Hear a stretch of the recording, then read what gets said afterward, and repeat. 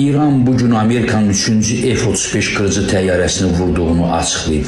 Düzdür, bundan əvvəlki vurulan 2 F-35 ilə bağlı Amerika tərəfi xəbəri təsdiqləmişdi, amma 3-cü F-35 ilə bağlı hələ ki xəbər təsdiqlənməyib.